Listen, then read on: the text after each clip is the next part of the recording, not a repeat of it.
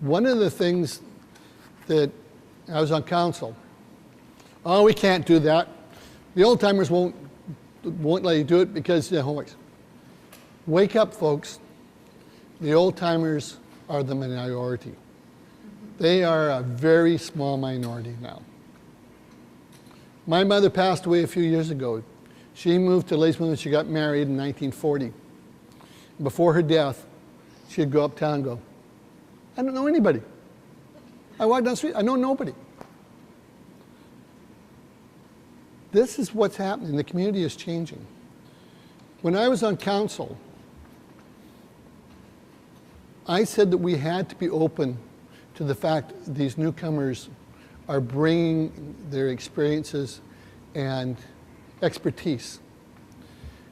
We have an Economic Development Commission. Ladysmith, we're a bunch of coal miners and loggers, We were a town of 4,000, and the old joke was we're a bunch of inbred coal miners.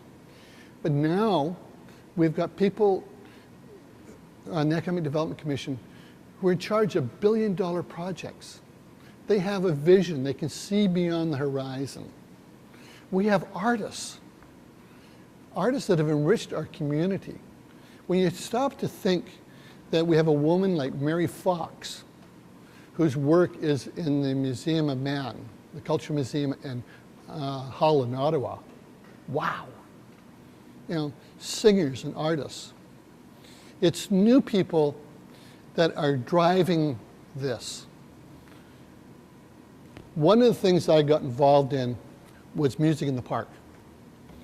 Every Sunday, down at the amphitheater, we bring in musicians. And by doing that, you see the diversity of talent. We try and capture as much of our local talent as possible to showcase. One of the things that many of you who are residents of Ladysmith may not be aware of, our amphitheater has weddings every Saturday during the summer. We're becoming a wedding capital of British Vancouver Island. We're having people from Victoria, Parksville, coming to Ladysmith, the amphitheater, to utilize that backdrop. We have an opportunity to welcome these people and participate in it. When I talk to the merchants on First Avenue, many of these merchants are having a very hard time. But the ones that are being successful, if you ask them, where's your customer base? Oh, Port Alberni, Parksville, Qualicum, Victoria. This is the type of thing that's got to happen, making those people feel welcome. I'm going to get in trouble for saying this, but when I first got on council my first year, one of the first things we did is we participated in a visioning process in developing a mission statement. And we were talking about all the warm and fuzzies. Ladysmith is a caring community, welcoming, maintaining a small town feel, etc. One thing I said is we have to recognize that we're a Bedouin community. We are a Bedouin community in Nanaimo. And more, we're a Bedouin community to Victoria. People like you may get jobs in Victoria, but you're going to live here in Ladysmith, you're going to commute daily because, when you're in a big city, an hour's drive is nothing. When I lived in White Rock, driving to Vancouver, an hour and a half, you accepted that.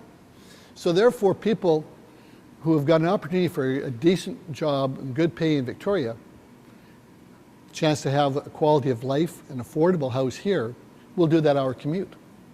Similarly, people going to Nanaimo. So one of the things that we have to look at, if we are a Bedouin community, and we want to be welcoming, we can't let these people who are working elsewhere become isolated. We have to bring them into the community. We have to have things like our service clubs, like the Rotary, who are great at this, asking you to participate and become part of them. So you can develop that network. You're talking about the credit union. The credit union is a fantastic organization, and they've got a lot of fun people. A lot of those people have got the deep roots in the community. Some are less established in here. But again, by participating and going to these social functions, and even like the AGM, and having some laughs and meeting people.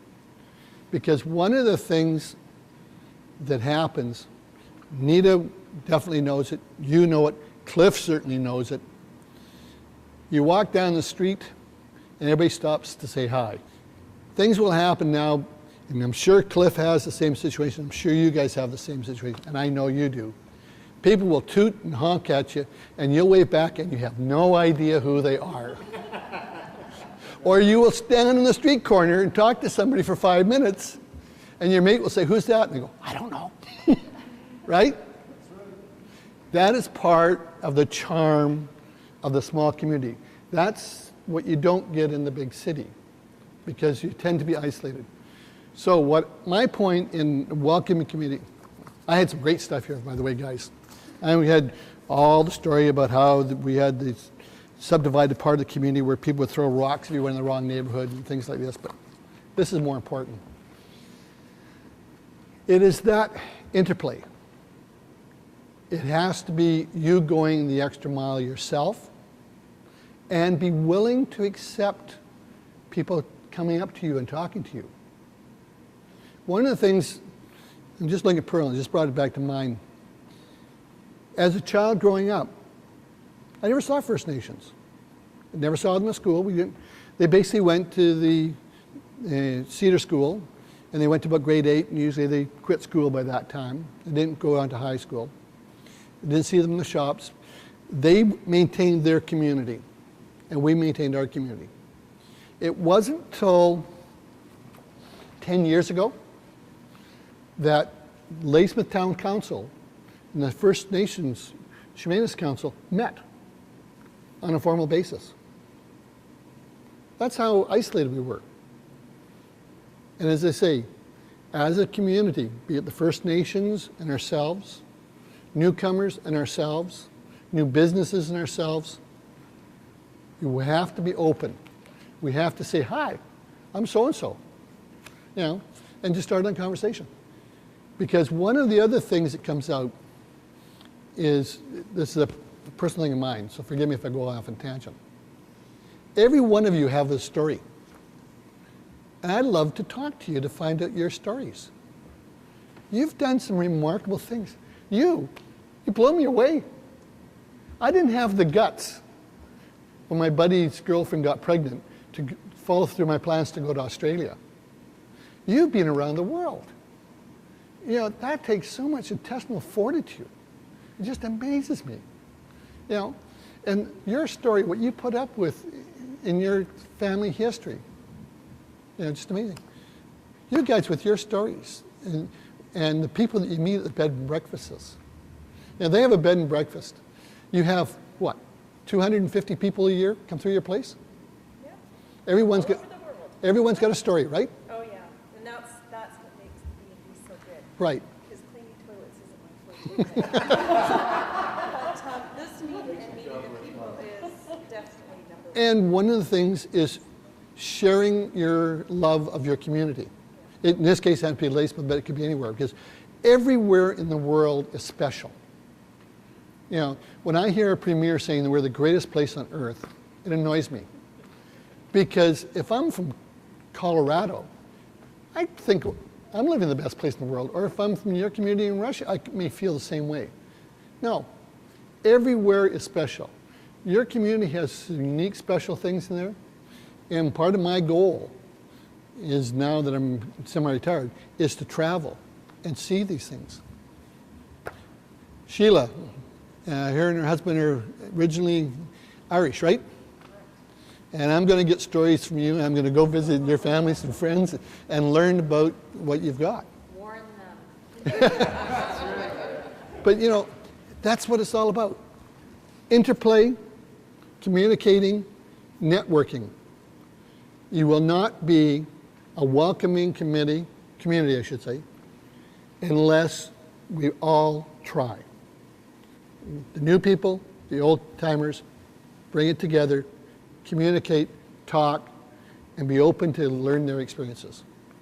I hope I've been some help. That's my talk.